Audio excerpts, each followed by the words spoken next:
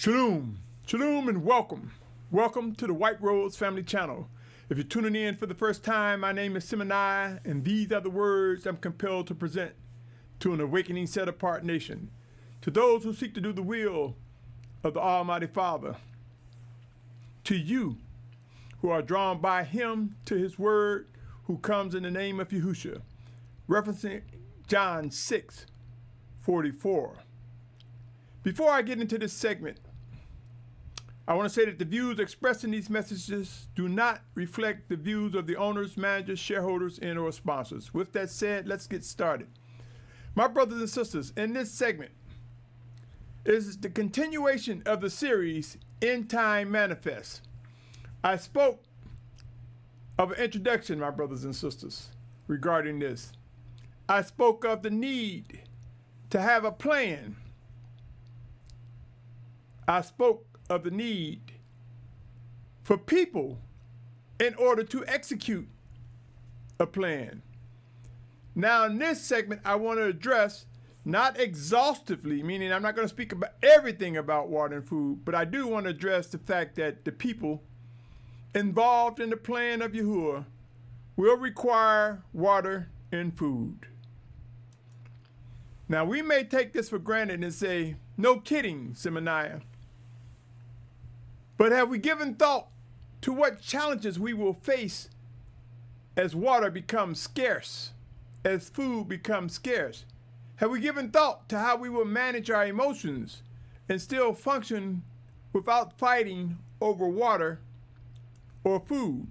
Let's get into it, my brothers and sisters. It's time to move on to the next critical component, the EndTime Manifest. And as I stated, that component meaning a part of the manifest, water and food. There is literal water, what we call H2O in some cases. Thus, Abba Yahuah knows our need and will provide it. Come with me to an example. Let us learn from examples we see written in the scriptures, especially as they are made alive to us, where we can see what is it to learn and apply to today or in preparation of what's to come. Exodus 17:1-7 says, "And all the congregation of the children of Yashar'al set out on their journey from the wilderness of Sin, according to the mouth of Yahuah, encamped in Rephidim, and there was no water for the people to drink. Therefore the people strove with Moshe and said, 'Give us water to drink.' And Moshe said to them, 'Why do you strive with me? Why do you try Yahuah?' And the people thirsted there for water. And the people grumbled against Moshe and said, 'Why did you bring us out of Mitzrayim to kill us and our children and our livestock with thirst?'" And if you're tuning in for the first time, I used the scripture version 2009. "Then Moshe cried out to Yahuah, saying, 'What am I to do with this people? Yet a little, and they shall stone me.' And Yahuah said to Moshe, 'Pass over before the people. Take with you some of the elders of Yashar'al, and take in your hand your rod with which you struck the river, and go. See, I am standing before you there on the rock in Horeb, and you shall strike the rock, and water shall come out of it, and the people shall drink.' And Moshe did so before the eyes of the elders of Yashar'al. And he called the name of the place Massah and Meribah, because the strife of the children of Yashar'al, and because they tried Yahuah, saying, 'Is Yahuah in our midst or not?'" And if you read the entire story, you will see they got plenty of water, my brothers and sisters. What's the example? What's to learn? We don't need to grumble. If Yahuah guides us to a place, He will provide our needs when he see fit, as he see fit. We will discover, my brothers and sisters, just as literal water is important, spiritual water is as well. We will discover there is spiritual water, his living word that comes in Yahusha's name. Many of us forget the order of service. How can we communicate with the Almighty Father and he with us, save through the plan that he set forth, which is through his word, and his word comes in Yahusha's name. As mentioned in John 14:26. Here we see in Yahusha answered and said to her, this is the story of the woman at the well. You can read the whole entire chapter and you will see where Yahusha speaks of living water, natural water, and living water, comparing living water as everlasting water. He said, if you knew the gift of the Almighty One and who it is who says to you, give me to drink, you would have asked him and he would have given you living water. Dropping to the 13th and 14th verse. Yahusha answered and said to her, everyone drinking of this water shall thirst again. But whoever drinks of the water I give him shall certainly never thirst. And the water that I give him shall become in him a fountain of water springing up into everlasting life. Do we experience that when we encounter one another? Do we experience that everlasting water flowing through us one towards another? Or are we taking it for granted, my brothers and sisters?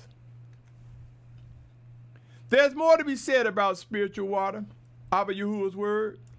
Come with me to John chapter 5, verse 6. John chapter 5, verse 6, for it reads, this is the one that came by water and blood, Yahusha Messiah, not only by water, but by water and blood. And it is the Spirit who bears witness, because the Spirit is the truth. My brothers and sisters, the importance of water. Let us not take it for granted. Move with me to Ephesians 5:25 through 27. It says here, husbands, love your wives, as Messiah did also love the assembly and gave himself for it, in order to set it apart and cleanse it with the washing of water by the word, in order to present it to himself a splendid assembly, not having spot or wrinkle or any of this sort, but that it might be set apart and blameless. Are we treating our wives, those who have wives or a wife, are we treating them as Yahusha treats us?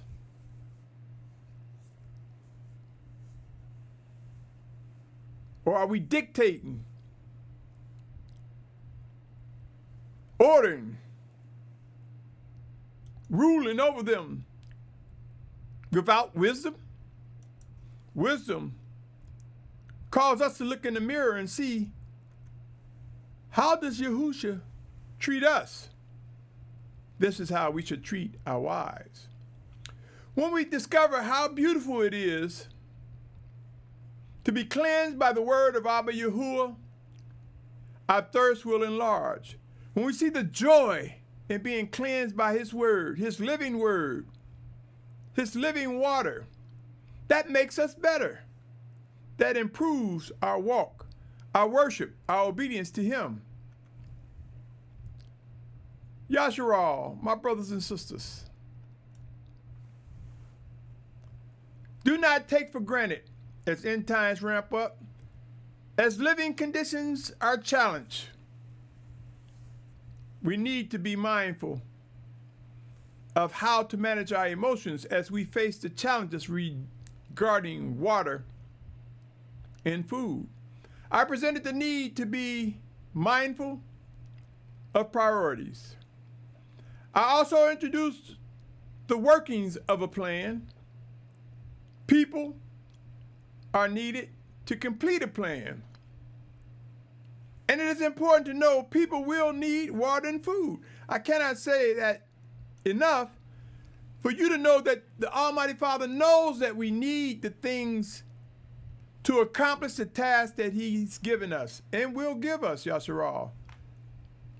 So let us not be seduced nor distracted and fall into chaos and battlings over water and food in the days ahead. It does not take much to realize the need for water and food. Let us examine these words related to spiritual food and literal food. Matthew 6:11 say, give us this day, give us today our daily bread. How many of us have given thought to bread, the food that we eat, that it nourishes our body to help energize us to do what is expected of us? And how many of us know that man doesn't live by bread alone, but every word that proceeds out of the mouth of Yahuah, as written in Deuteronomy 8:3. Come with me to John 6:44 through 48. Come as I read John 6:44 through 48. It says, no one is able to come to me unless the Father who sent me draws him, and I shall raise him up in the last day. It has been written in the prophets, and they shall all be taught by Yahuah. Not that anyone has seen the Father except he who is from the Almighty One. He has seen the Father.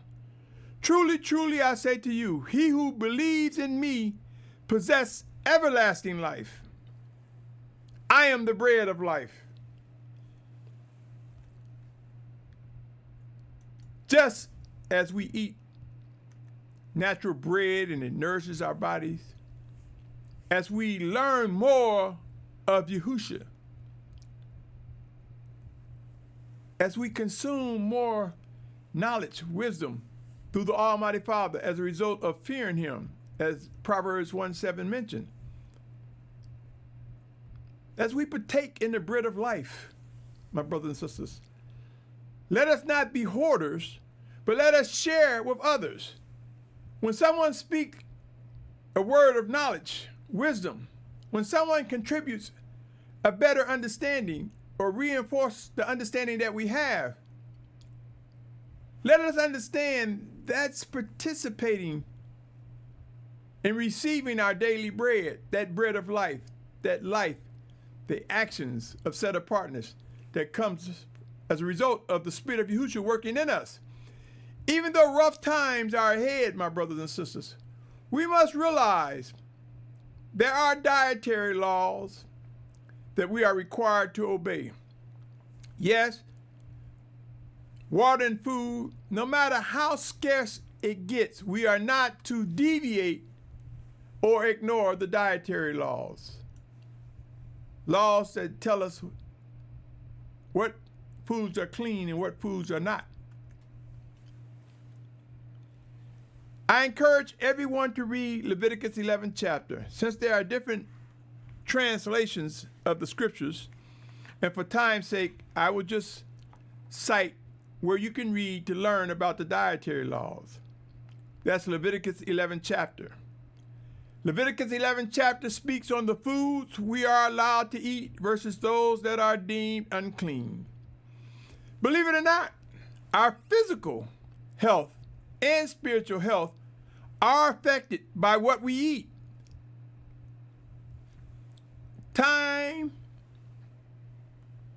will prove that we will face challenges regarding what to eat as we begin to see and navigate through famine.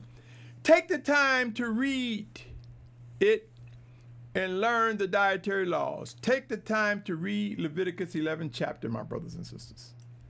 Let me continue, O patient ones. Due to comprehension levels causing us to differ in our understanding of the letter, in other words, how we read and interpret things, I am compelled to present something of grave importance. But I want us to be mindful what you read and get and what I read may be different. But it is he who is the Almighty One that makes things clear, that brings understanding. You see, my brothers and sisters, It is the scriptures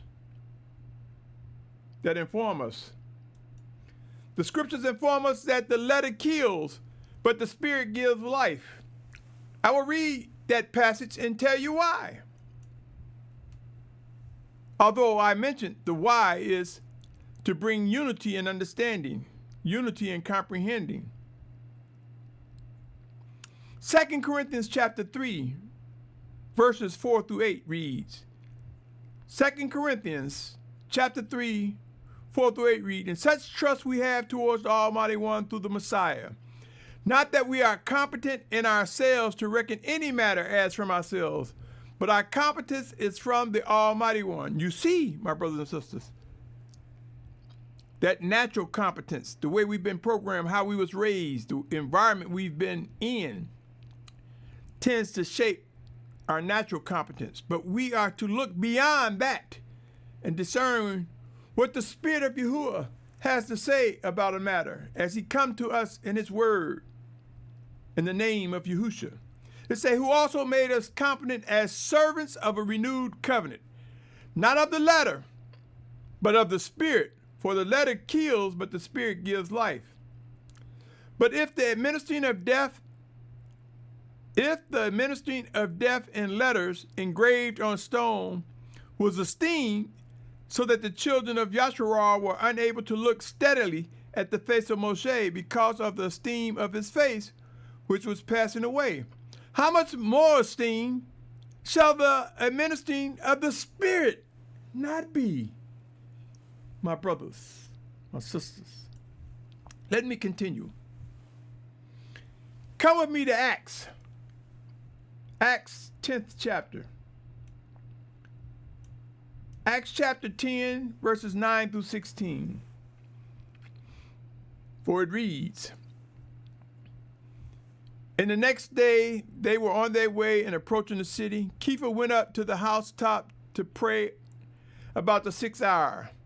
And he became hungry and wished to eat. But while they were preparing, he fell into a trance. And he saw," now listen really carefully, my brothers and sisters. If you're looking at the slide, I have this part underlined.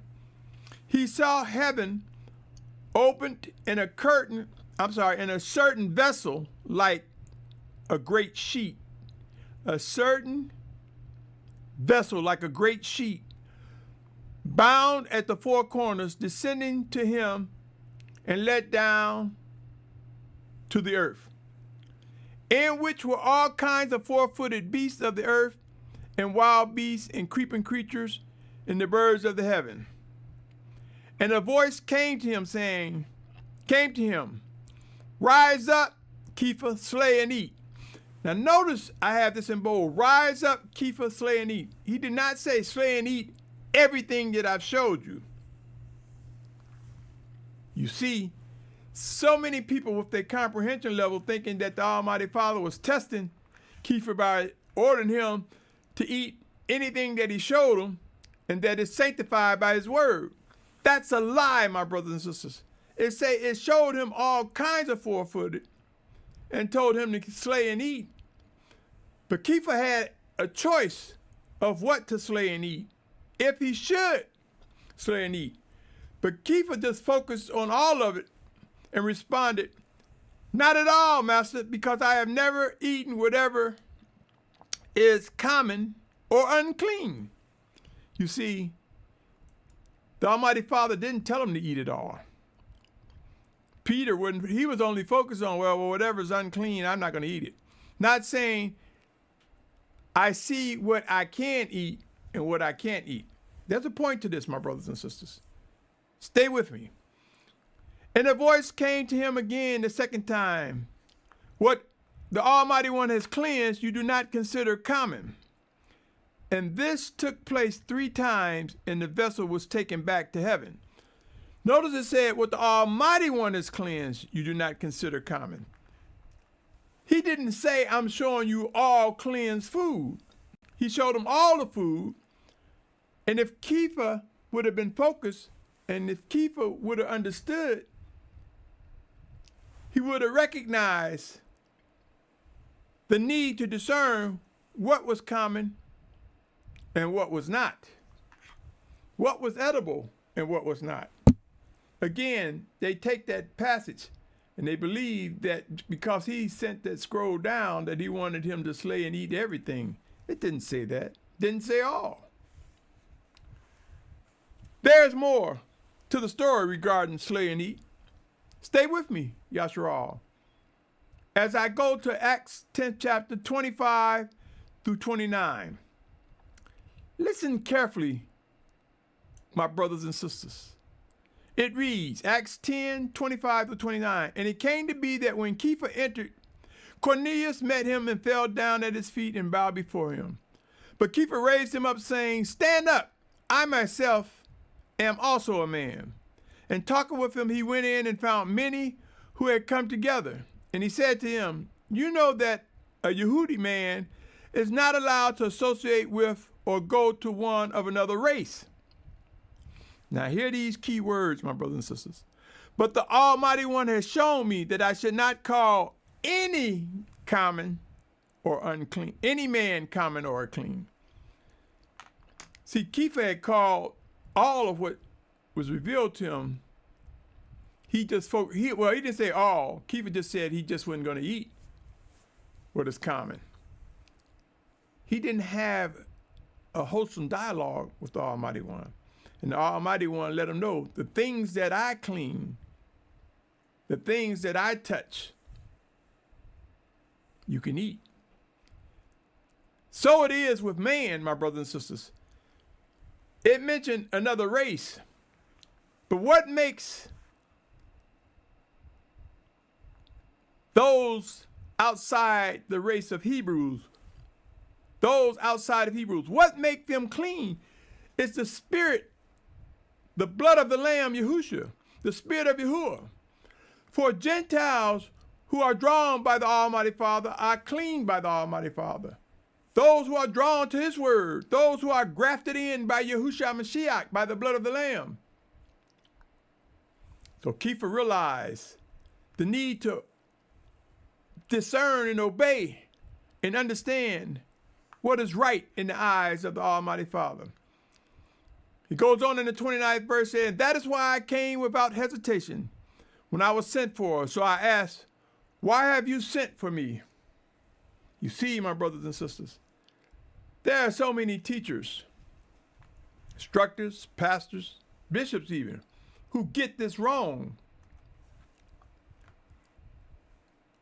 When it comes to the dietary laws, the Almighty Father does not change. And he wants us to be able to identify what is clean and what is not. So many interpret Kepha's experience regarding slay and eat. They misinterpret this. He was not ordered, as I stated, to slay and eat everything. Read it over and over again. You see, this is what I mean by comprehension differs with people. His experience was pointing him to Abba Yahuwah's living commands. Those commands is to recognize what he can and cannot, what he should and should not do. As it relates to literal food and spiritual food, the interaction with others. My brothers and sisters, we will have natural needs and spiritual needs fulfilled. Do not underestimate, trust and believe that the Almighty Father knows the conditions we are about to face and that we're facing now.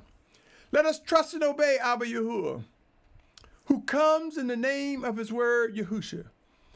In these end times, we will understand the importance that no man can come unto the Father, who is everywhere at all times, who is spirit everywhere, who is the beginning and the end, whose word was manifest before us in the name of Yahusha, except through his son, Yahusha.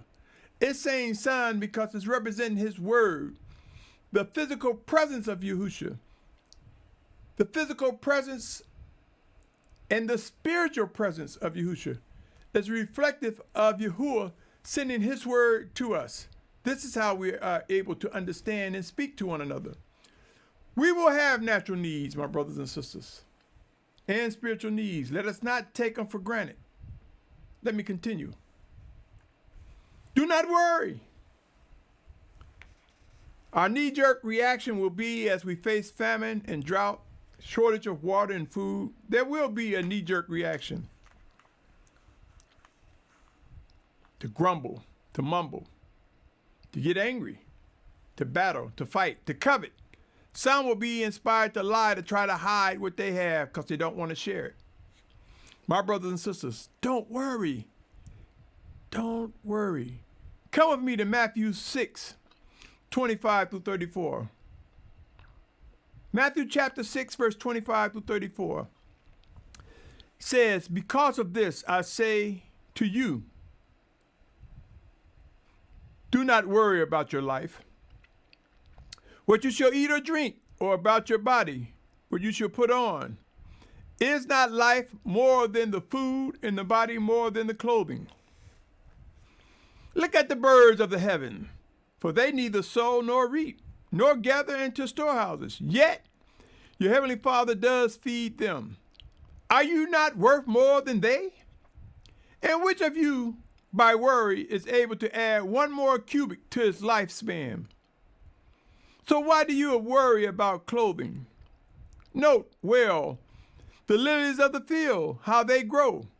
They neither toil nor spin.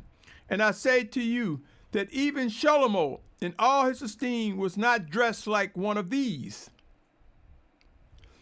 But if the Almighty One so clothes the grass of the field, which exists today and tomorrow, and thrown into furnace, how much more you, O you of little belief? Do not worry then, saying, what shall we eat? Or what shall we drink? Or what shall we wear? For all of these the nations seek for, and your heavenly Father knows that you need all these. But seek first the reign of the Almighty One and his righteousness, and all these shall be added to you. Do not then worry about tomorrow, for tomorrow have its own worries. Each day has enough evil of itself. Seeking the reign of Yahuah. Don't you know that seeking the reign of Yahuah, he's guiding us to where he wants us to be, to where the water is, to where the food is, or where it will come. Yashar'al, do not worry. Trust and believe, and always remember, Deuteronomy 8:3, man doesn't live by bread alone, but every word that proceeds out of the mouth of he who reigns, which is the Almighty One. The time is now to identify those who are truly pursuing the living orders from above. You see, we have entertainers. We have egotistical leaders among us. We have those among us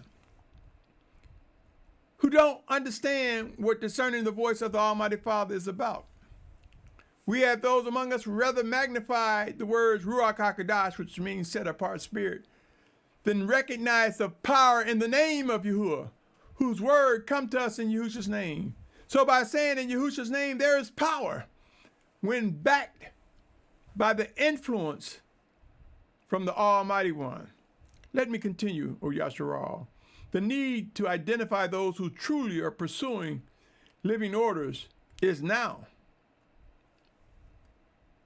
Emotions will be one of the biggest distractions as we face thirst and hunger, my brothers and sisters.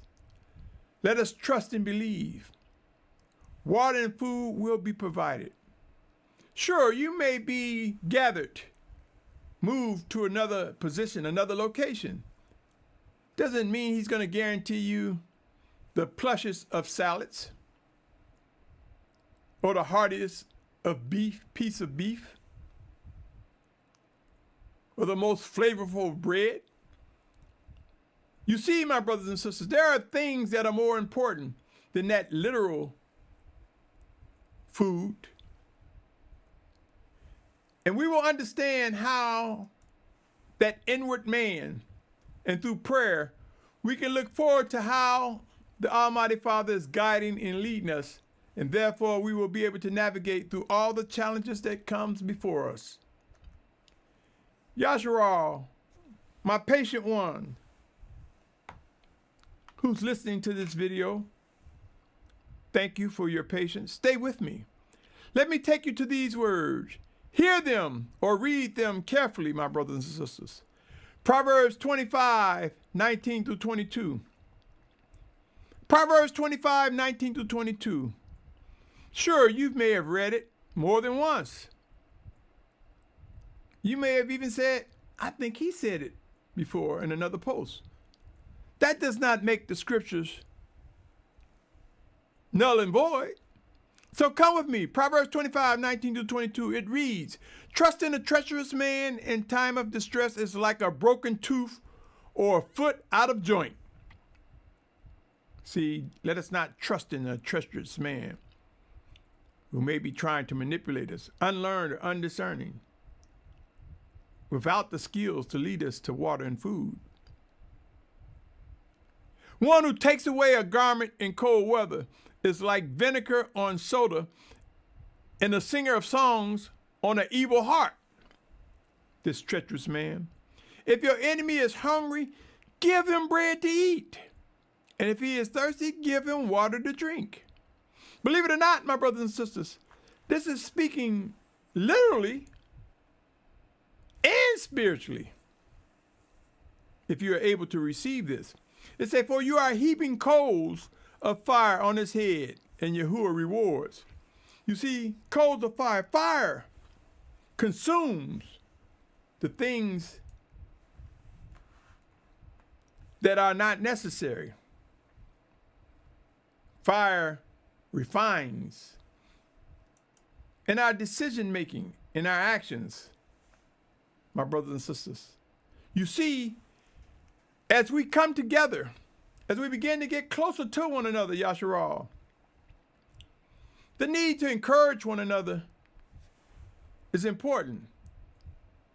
The need to be patient when we thirst and hungry. Although we will be challenged and our emotions will be heightened, my brothers and sisters, deliverance will come. It will come to us, O Yashar'al. I cannot emphasize enough. Trust and believe that the Almighty Father will indeed supply our needs. Water and food. From a plan to people, to providing them with the sources of food and water to give them the energy to march on to this final exodus, to march on to that final destination, to get to that point where they will stand up. And some of us will become martyrs for Yahusha's name. But the need to be in the right place at the right time is important, O Yashar'al. The right place at the right time.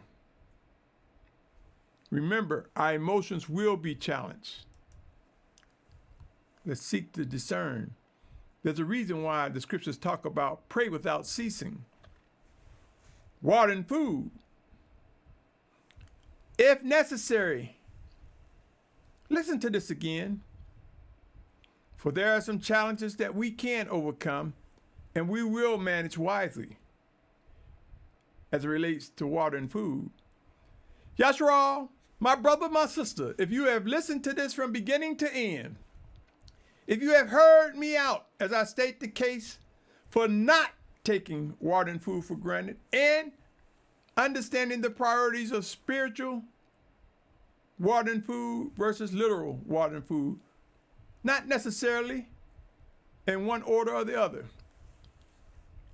but together it contributes towards making us whole as the Almighty Father dictates. So if you listen from beginning to end, I thank you for your patience, your tolerance, your pursuit of set apartness, your desire to serve and worship the Almighty Father. I thank you, and I say stay tuned. The series continues. If you received any encouragement, consider subscribing, sharing, like. My brothers and sisters, I realize that almost every content provider say that on many platforms. But how many of us understand the volume it speaks when we subscribe, share, and like? How many of us realize that we contribute towards lifting up the body of Yashar'al, of which we who are set apart are a part of?